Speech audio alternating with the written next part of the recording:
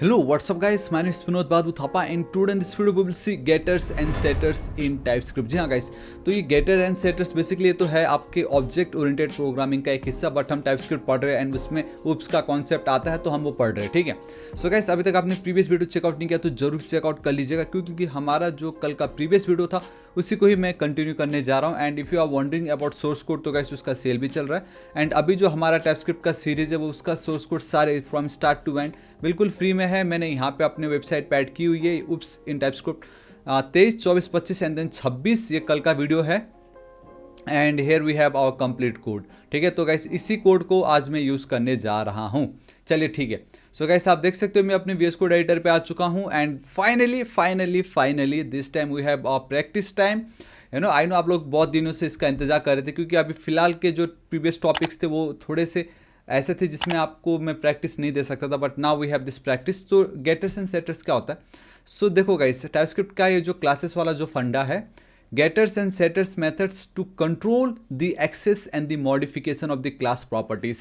ये जो getter method है allow you to retrieve the value of a property, value को आप get कर सकते हो, retrieve कर सकते हो, while setter methods allow you to set the value of a property with additional logic और validation। मैं आपको करके बताता हूँ, देखिए। सो वी हैव कोड हमारे कल के वीडियो का, अगर आपको याद होगा, that is your short hand properties. एक सेकेंड, इसको मैं कर लेता हूँ, अनकमेंट करने का सोच रहा था बट मैं यहाँ तक कॉपी कर लेता हूँ।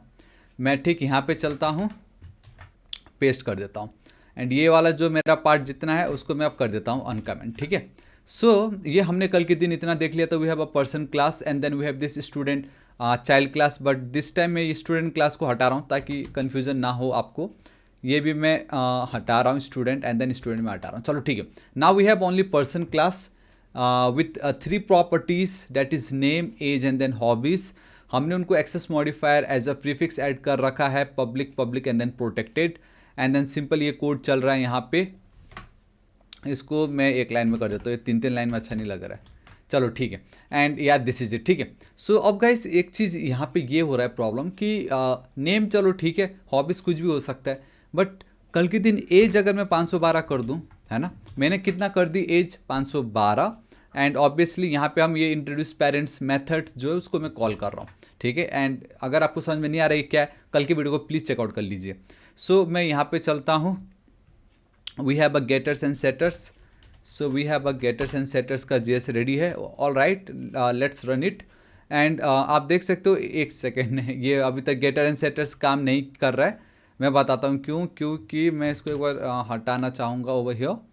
ओ my God, we have a terminal. जी हाँ गाइस, टर्मिनल रन नहीं कर रहा था। TSC-W, इट मीन्स मैंने टाइपस्क्रिप्ट कंपाइल को वॉच मोड पे रख दिया। अब मुझे बार बार यहाँ पे आके रन नहीं करना है, कंट्रोल एस सेव मेरा काम हो जाएगा। सो मैं एक बार कंट्रोल एस सेव कर दूंगा, मेरा गेटर्स एंड सेटर्स देखो सेट हो गया। अब अगर इसको मैं रन करता हूँ तो आप देखोगे, high I am Vinod and I am 502 I mean 512 years old. भाई एक बात बताओ, कौन जीता इतना लंबा साल? हम क्या डायनासोर्स है क्या? नहीं जिएंगे ना इतना, तो गलत है ये। We need a validation, like हम फॉर्म वैलिडेशन जावास्क्रिप्ट में पढ़ते तो टाइपस्क्रिप्ट में क्या करेंगे हम, एंड खास करके जब हम क्लासेस की बात कर रहे हो तो एक सिंपल तरीका तो ये है कि like we have a constructor over here. Like यहाँ पे आप एक इफ कंडीशन लगा दो। लाइक हम इफ तो बचपन से पढ़ते आ रहे, इफ हमारा ये जो एज है, दिस डॉट एज, ठीक है, if it is greater than 150 and नहीं करते और कर देते, मतलब या तो ये या तो वो, या दिस डॉट एज, है ना, if it is less than 0, है ना। अगर ये कंडीशन हुआ then let's throw a new error, throw we have new and then we have this error वाला पार्ट, या दिस इज इट। एंड यहाँ पे लिख दो एज इज़ नॉट वैलिड, ये बेटर है, ठीक है। एल्स की तो कोई नीड ही नहीं है, एल्स की हमें नीड नहीं है, एल्स नहीं है तो चल जाएगा, कोई प्रॉब्लम नहीं, फिर तो ये वाला रन हो जाएगा आराम से, है ना। अब एटलीस्ट इतना अगर मैं करता हूँ, है ना, यहाँ पे मैं चलता हूँ, इसको मैं अगर रन करता हूँ, so now we are going to get an error, बता रहा है कि age is not valid, perfect. वहीं इसको अगर मैं फिर से 12 कर दूंगा एंड यहाँ पे मैं चल के अब मैं इसको फिर से रन करूँगा, this time will get an output, simple, ठीक है, आउटपुट हमें मिल जाएगा यहाँ पे। सो ये तो चलो सही है, हमारा काम तो हो गया, but there is a problem. मैं आ रहा हूँ अभी गेटर एंड सेटर्स पे आ रहा हूँ, क्यों गेटर्स एंड सेटर्स की नीड है वो मैं बता रहा हूँ। अब एक प्रॉब्लम है, प्रॉब्लम यह है कि मेरा ये जो एज है वो आपका पब्लिक है ना। सो मैं यहाँ पे चलता हूँ we have this person one dot age, है ना। सो एज को तो हम कहीं पे भी एक्सेस कर सकते हैं। मैंने फिर से कर दिया इसको 512। मैं अगेन यहाँ चल रहा हूँ, दिस टाइम मैं रन कर रहा हूँ। Again I am getting I am Vinod and I am 512 years old. भाई अभी तो मैंने वैलिडेशन डाला है, यहाँ पे वैलिडेशन तो मैंने की है, फिर भी देखो मैं 512 आ गया, तो ये तो गलत है। एंड देखो क्यों इस तरीके से हो रहा है। जब भी आप कंस्ट्रक्टर क्रिएट करते हो, कब कॉल होता है वो, जब भी आप उस क्लास के थ्रू एक इंस्टेंस क्रिएट करने की कोशिश करते हो। सो यहाँ पे तो आप इंस्टेंस क्रिएट कर रहे हो, एंड आप जब आपने एज पास की तब उस समय तो चलो ये फंक्शन कॉल हुआ कंस्ट्रक्टर एंड ये चेक हो गया। बट सेकेंड टाइम जब आप उसकी वैल्यू को अपडेट करने की कोशिश कर रहे हो विथ न्यू वैल्यूज़, भाई ये थोड़ी इस कंस्ट्रक्टर फंक्शन को कॉल कर रहा है, नहीं कर रहा है, ये तो रैंडम भाई, है ना। तो डेट्स वाई ये मतलब सही नहीं है। एंड अगर कल के दिन बहुत सारे कंडीशंस आ गए कि आप सबको कंस्ट्रक्टर के अंदर लिखोगे, नहीं ना। सो मतलब दिस इज़ नॉट वैलिड, ये सही तरीका नहीं है। तो हम क्या करेंगे, जब आपको आइडिया है कि भाई एज कुछ एक ऐसा प्रॉपर्टी है जहाँ पे हमें वैलिडेशन लगना है एंड लोग इसकी वैल्यू चेंज कर सकते हैं, तो आप उसको यहाँ से हटा दो, है ना। आप यहाँ से हटा दो, आप इस टॉप पे जाइए एंड यहाँ पे ऐड कर दीजिए, एंड इंस्टेड ऑफ पब्लिक आप उसको प्राइवेट कर दीजिए, ठीक है। मैंने कर दी इसकी वैल्यू को private, all right perfect. And इसको मुझे इस तरीके से करना होगा, दिस इज इट।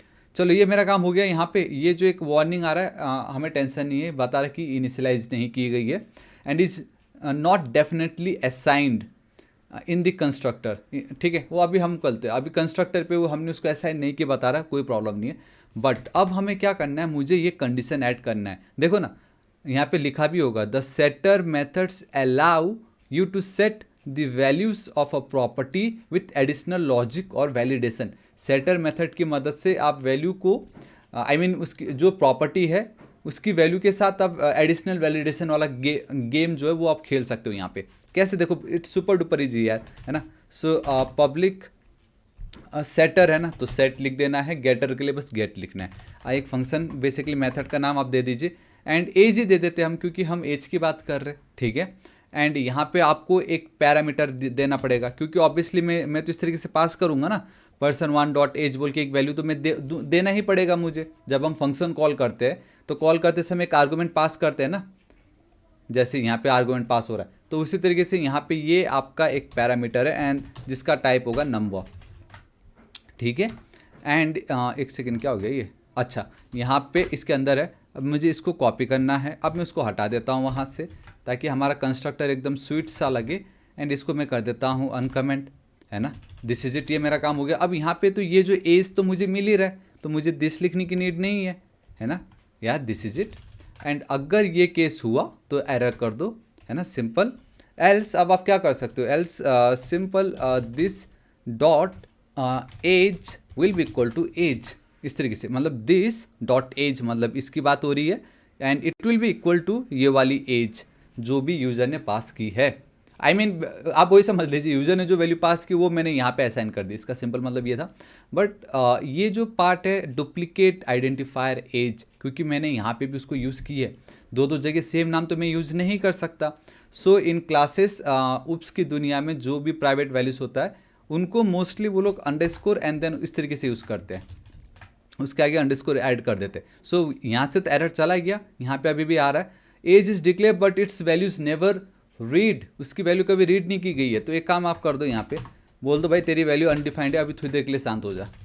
अनडिफाइंड मतलब अभी हमें तो नहीं है आइडिया, बट आगे जाके मैं तेरे को एक वैल्यू दूंगा, तब जो भी हो, एंड ऑब्वियसली वो नंबर ही होने वाला है, ठीक है। तो इस तरीके से मैंने इसको शांत करा दी, मेरा ये काम हो गया। ऑलराइट, मैंने यहाँ पे सेट तो कर दी, वैलिडेशन ऐड कर दिया है, अब मैं बहुत इजीली इसको कॉल कर सकता हूँ।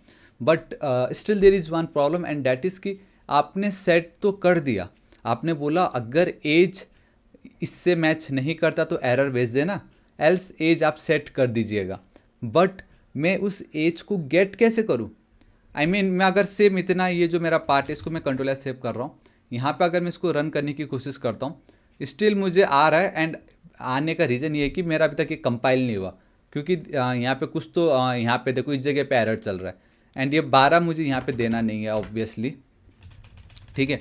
मुझे यहाँ पे 12 नहीं देना क्योंकि अब सिर्फ नेम एंड देन हॉबीज़ है जो कंस्ट्रक्टर के अंदर है। But what about this age, मैं इस एज को, इस एज की जो वैल्यू मैं पास कहाँ करूँगा?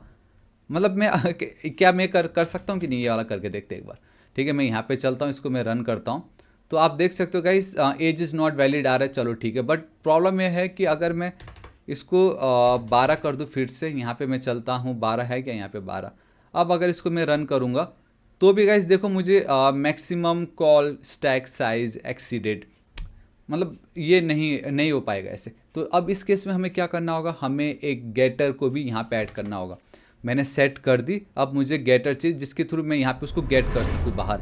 तो उसके लिए अब मैं कर रहा हूँ ताकि बाहर में उसको गेट कर सकूँ। ठीक है, फंक्शन गेट सेम यही एज होगा। यहाँ पे आइए, अब आपको क्या करना है कि ये जो एज है बेसिकली ये वाली जो एज है, क्या एज है भी या नहीं, समझ रहे हो, एज प्रॉपरली डिफाइन किया गया है या नहीं, वो आपको चेक तो करना पड़ेगा। So if this dot underscore age है ना, आपको triple equal to if it is undefined, अगर एज को अभी तक डिफाइन नहीं किया गया है तो ये वाला एक एरर चिपका दो। एंड ये नॉट वैलिड मत चिपकाओ, एज इज़ नॉट डिफाइंड। ठीक है, अगर ये सब सेट है ना, अगर डिफाइन, अगर ऑब्वियसली अनडिफाइंड है तो ये एरर आएगा। लेकिन अगर एज हमने कॉल कर दी बेसिकली इस तरीके से, अगर एज हम एक बार कॉल कर देते हैं है ना, मैं आपको बताता हूँ, return this dot and then underscore age, this is it, अब कोई प्रॉब्लम नहीं है। So now person 1 dot age मैं अगर 12 दे रहा हूँ तो इसका मतलब है कि मैं इसकी वैल्यू को सेट कर रहा हूँ, सिंपल। एंड ये है हम जिसके थ्रू उसको गेट कर सकते हैं। सो कंट्रोल एस से मैं कर लेता हूँ। अब मैं यहाँ पे एक बार चलता हूँ एंड देन इसको मैं एक बार रन करता हूँ। So again this dot age is okay, so there is a problem and that is this part, ये वाला पार्ट, क्योंकि प्राइवेट को तो बेसिकली हमारा जो एज है वो तो अंडरस्कोर एज है ना। सो दिस अंडरस्कोर एज, एक सेकेंड, या दिस इज इट।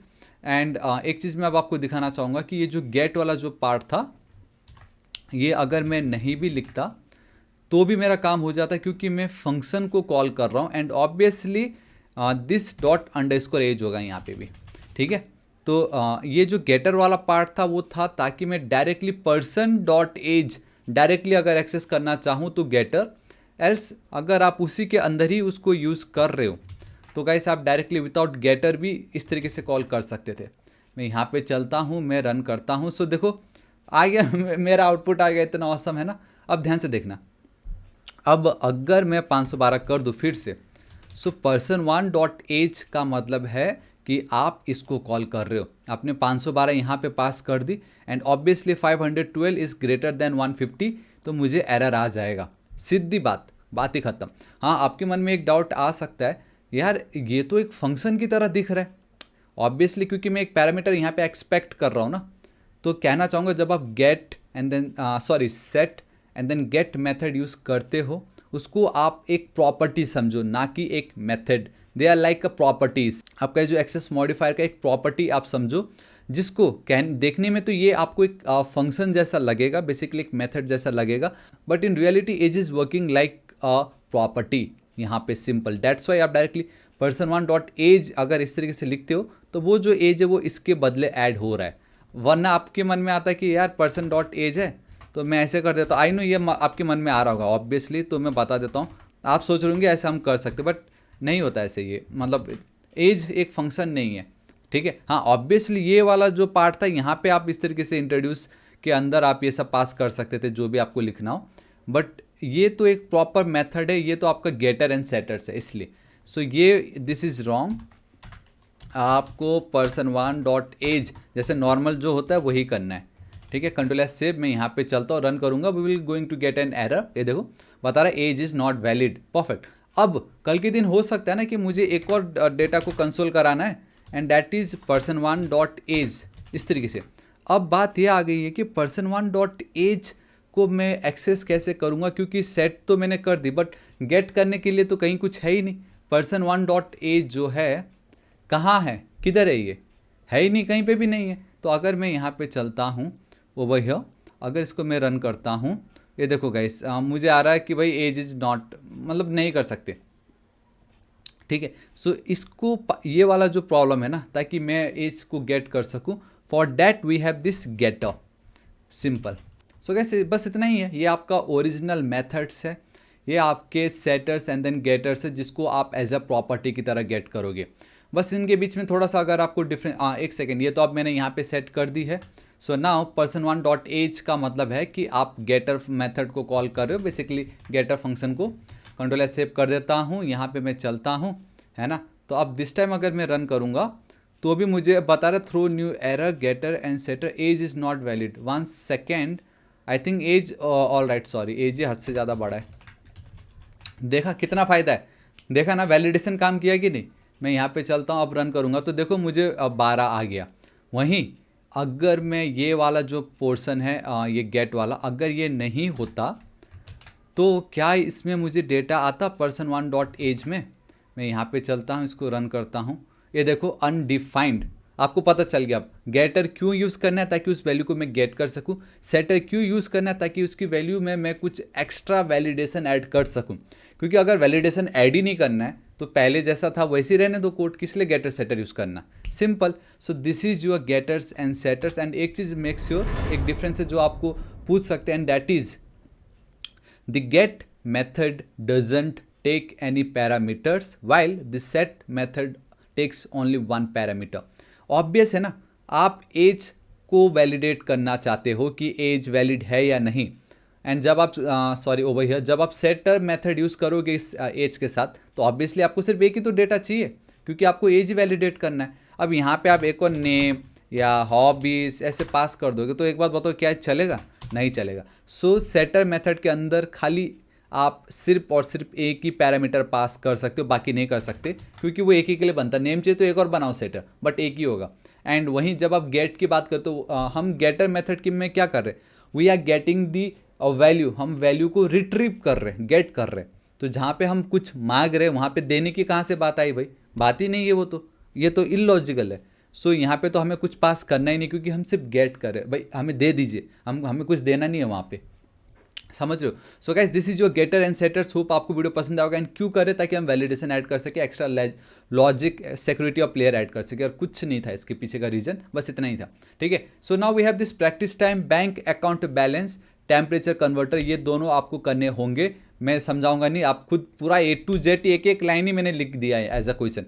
तो अगेन इसको जो है ना गाइस, क्वेश्चन जो है मैं अपने वेबसाइट, आपको याद होगा हमारा ये जो वेबसाइट है over here, like 27th video में जब आप क्लिक करोगे तो फाइल्स पैकेट डाउनलोड कर लेना, क्वेश्चंस होगा, आप प्रैक्टिस कीजिए। या गाइस दिस इज इट, आज इस वीडियो के लिए इतने। एंड बताना चाहूँगा सोर्स कोड का सेल भी चल रहा है, जरूर चेकआउट कीजिएगा। मोर देन 10 प्रोग्रामिंग लैंग्वेजेस का सोर्स कोड, हर एक में मोस्टली 5-10 प्रोजेक्ट्स है, सिर्फ 199 रुपीज़ में। Market value is like over 50,000, यहाँ पे सिर्फ 199 रुपीज़, ताकि आप लोगों की मैं मदद कर सकूँ, है ना। आप जरूर चेकआउट कीजिएगा। एंड आपके खरीदने से मेरे लिए भी थोड़ा सपोर्ट हो जाएगा। सोर्स कोड फ्री भी दी हुई है, ऐसी बात नहीं है, चेकआउट कर लीजिएगा।